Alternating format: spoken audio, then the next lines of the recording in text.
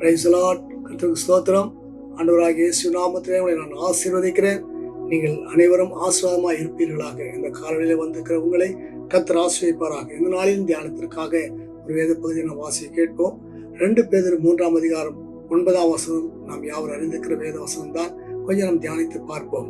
தாமதிக்கிறார் என்று சிலர் எண்ணுகிறபடி கர்த்தர் தமது வாக்குத்தத்தத்தை குறித்து தாமதமாயிராமல் ஒருவரும் கெட்டு போகாமல் எல்லாரும் மனம் திரும்ப வேண்டும் என்று விரும்பி நம்மேல் நீடிய பொறுமையுள்ளவராய் இருக்கிறார் என்று எழுதியிருக்கிறது. அருமையான தேவ பிள்ளைகளை, இயேசு கிறிஸ்து இன்னும் வரவில்லையே, அவர் சொல்லி போய் 2000 வருஷத்துக்கு மேலாக விட்டதே, இதோ சீக்கிரமா வரன்னு சொல்லிட்டு போனாரே, ஏன் வரவில்லை ஏன் வரவில்லை கேள்வி எல்லாருக்குள்ள இருக்கிறது. எனக்குள்ளும் அது இருக்கிறது, உங்கள் ஒவ்வொருவருக்குள்ள அந்த கேள்வி இருக்கிறது. ஆனால் இங்கே தேவனுடைய அந்த அனாதி தீர்மானத்தை நாம் பார்க்கிறோம், அவருடைய இரக்கத்தை நாம் பார்க்கிறோம். அதாவது ஒருவரும் கெட்டு போகக்கூடாது என்பதுதான் தேவனுடைய சித்தம். ஒருவரும் கெட்டு போகாமல் எல்லாரும் மனம் திரும்ப வேண்டும். அருமையான தேவனுடைய எல்லாரும் மனம் திரும்ப வேண்டும் என்று தேவன் சொல்லியிருக்கார். பார்த்தீங்களா, இது நாம் சிந்திக்க வேண்டிய ஒரு இடமா இருக்கிறது. ஏனென்றால் நீங்களும் நானும் ரட்சிக்கப்பட்டிருக்கிறோம். நம்முடைய குடும்ப உறுப்பினர்கள் அநேகர் ரட்சிக்கப்படவில்லையே. தகப்பன் ரட்சிக்கப்படவில்லை, தாய் ரட்சிக்கப்படவில்லை, பிள்ளைகள் ரட்சிக்கப்படவில்லை, பாருங்க சகோதர சகோதரிகள் ரட்சிக்கப்படவில்லை, இனஜன பந்துகள் ரட்சிக்கப்படவில்லை. அவரெல்லாம் மனம் திரும்ப வேண்டாமா? அவளை ரட்சிக்கப்பட வேண்டாமா? அதுவரையில் நான் கர்த்தர் பொறுமையாக காத்திருக்கிறார். எப்படி ஆகிலும் என் பிள்ளைகள் அவருடைய குடும்பத்தை ஆதாயப்படுத்தி என் சமூகத்தில் கொண்டு வர மாட்டார்களா என்று சொல்லி தேவன் ஏக்கத்தோடு காத்து கொண்டிருக்கிறார். எல்லாரும் மனம் திரும்பி விட்டால் உடனடியாக கர்த்தருடைய வருகை இருக்கும்.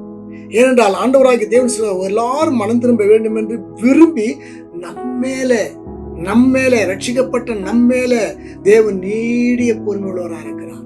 தேவ பிள்ளையே, நீ செய்கிற காரியங்கள் ஏதாகிலும் தேவனுக்கு பிரியமானது சிந்தித்து பார்ப்போம். உன் குடும்பத்தை குறித்து கவலை இல்லையே, உன் புருஷன் குடிகாரனா இருக்கிறானே அவனை குறித்து கவலை இல்லையே, உன் மனைவி உன்னை விட்டு தூரமாய் விலகி போய் கொண்டிருக்காங்களே அதை குறித்து உனக்கு கவலை இல்லையே. அப்படி என்றால் எப்படி ஆண்டவராகி தேவன் வருவார்? அவளெல்லாம் வர வேண்டும் என்று தேவனுடைய விருப்பமாக இருக்கிறது. உடைய மகன் உங்களை விட்டு தூரமாய் போய் மனந்திருந்திய மைந்தன் அந்த வாசத்தை வாசிக்கிறது போல உங்களை விட்டு தூரமாய் போய்விட்டானே, அவன் வர வேண்டும் அல்லவா? அவன் வந்தால்தான் ஆண்டவராகிய இயேசு கிறிஸ்துவின் வருகையும் சீக்கிரமாக இருக்கும். அதனாலதான் பாருங்க, அவர் தாமதம் பண்ணுகிறார். ஒருவேளை இதோ வருகிறேன்னு சொல்லிட்டு போனாரே, ஆண்டு வரவில்லையே. ஆமா, மேலே வாசிக்கிறோம், கர்த்தருக்கு ஒரு நாள் 1000 வருஷம் போலவும் 1000 வருஷம் ஒரு நாள் போலவும் இருக்கிறது என்று இந்த ஒரு காரியத்தை நீங்கள் அறியாதிருக்க வேண்டாம் என்று சொல்லுகிறார். பாருங்க, எவ்வளவு அற்புதமான ஒரு வார்த்தை. ஆண்டவருக்கு 1000 வருஷம் ஒரு நாள் 1000 வருஷம். அதனால ஆண்டவர் இந்த இதோ வரன்னு சொல்லிட்டு போய் 2000 வருஷம் தான் ஆச்சுன்னு நினைச்சேன், 2000 வருஷம் ஆச்சு நினைக்கிறோம். இல்ல, அவருடைய பாடு 2 நாள் தான் ஆயிருக்கிறது. ஆனாலும் கர்த்தர் வரப்போகிறார். அவர் தாமதம் பண்ண மாட்டார். ஆனால் நம்முடைய குடும்பம் ரட்சிக்கப்பட வேண்டுமே, நம்முடைய குடும்பங்கள் இருக்கிற உறுப்பினர்கள் ரட்சிக்கப்பட வேண்டுமே. ரட்சிக்கப்படுவதற்கு, மனம் திரும்புவதற்கு நீங்கள் அதற்கு கிரயம் செலுத்த வேண்டும், ஜெபிக்க வேண்டும். ஜெபிக்கும் போது அவர்கள் மனம் திரும்புவார்கள். மனம் திரும்பி முடித்தவுடனே கர்த்தர் வருவார். என்றால் நீங்கள் மாத்திரம் பரலோகத்து வருவது தேவனுடைய சித்தம் அல்ல, முழு குடும்பமும் பரலோகத்துக்கு வர வேண்டும் என்று தேவன் விரும்புகிறார். அந்தபடியே கர்த்தர் நடத்த வல்லவராகிறார்.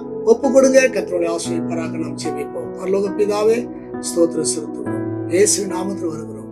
ஆண்டவரே, இந்த நாட்களிலே நான் வாசித்த அந்த வேத பகுதிக்காய் ஸ்தோத்திரம் செலுத்துகிறோம். ஆண்டவரே ஸ்தோத்திரம்.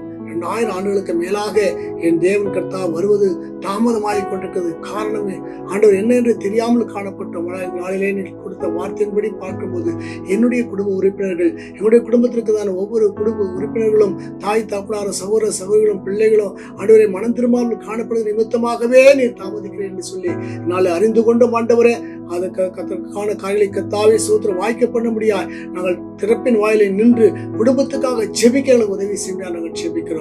ஆண்டவராகி தெரிந்த ஜெபத்தை கேட்டு நீ பதில் கொடுத்தவர்கள் மனம் திரும்புகிற பட்சத்துல நீர் உடனடியாக வந்து அழைத்து செலுத்துகிறீர். அதற்காக நன்றி செலுத்துகிறோம். ஆசீர்வதியும் இயேசு நாமத்தில் வேண்டிக் கொள்கிறோம் பிதாவே. ஆமென். கர்த்தருடைய ஆசீர்வாதம்.